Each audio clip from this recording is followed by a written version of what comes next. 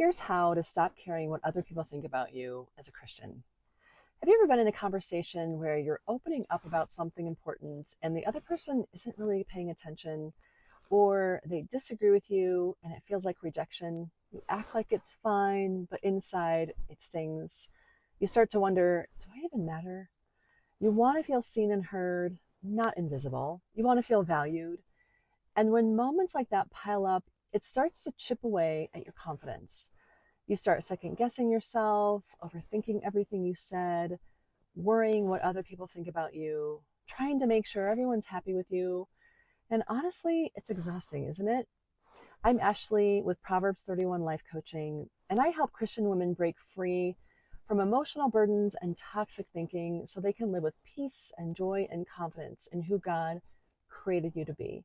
If you're tired of people pleasing, of caring too much about what others think about you, you're not alone. This is something I've struggled with too. I used to worry about how I looked to others. I would overthink things that I said or did. I avoided conflict because I didn't know how to speak the truth in love without fear or drama. That fear of what people thought created confusion and really robbed me of my peace. And because that pattern can keep you stuck in a mental loop, constantly overthinking and replaying conversations and worrying about other people's opinions, this is what I want to talk about today. This goes even deeper than you realize. Other people's opinions can actually start to become a form of idolatry when we let their approval carry more weight in our hearts than God's truth about us. But you don't have to stay stuck there. You can learn to live free and confident and deeply secure, not because everyone approves of you, but because God already does. But when we fear man, we take our eyes off of God. So let's talk about what's really going on underneath all of this.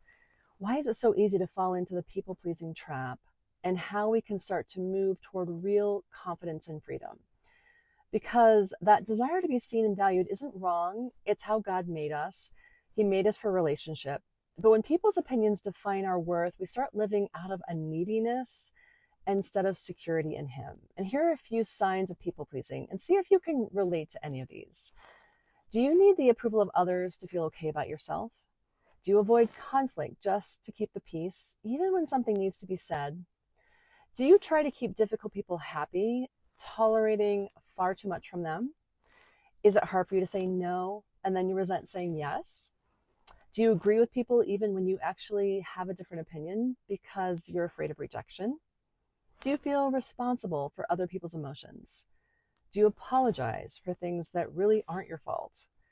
I'd love to hear from you in the comments which of these signs of people pleasing hit closest to home for you. These are all signs that your sense of worth has gotten tangled up in the opinions of others instead of resting in what God says about you.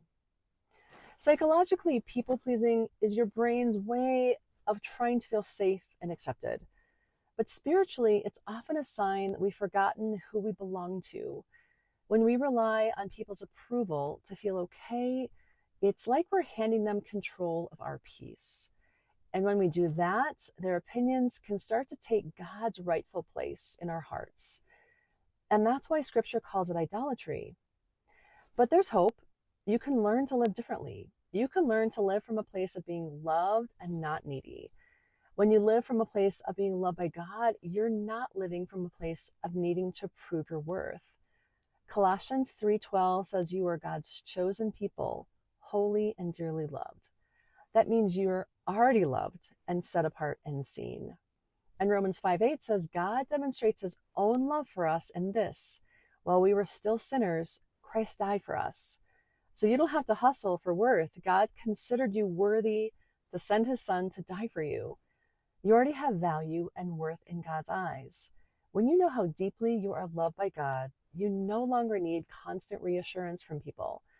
Because when you're overly concerned what other people think, you're going to forget what God thinks about you. We were created for relationships, and we're wired by God to seek connection and belonging. But if early in your life, love or approval were inconsistent, or you experienced rejection, you learned, I have to earn it. I have to prove it. So as an adult, when someone disapproves of you or ignores you, your brain reacts as though you're unsafe. It lights up the same pain centers as physical pain. But here's what's amazing. Your mind can be renewed. You can literally rewire your thought patterns with God's truth, replacing insecurity with security, striving with peace, and fear with faith.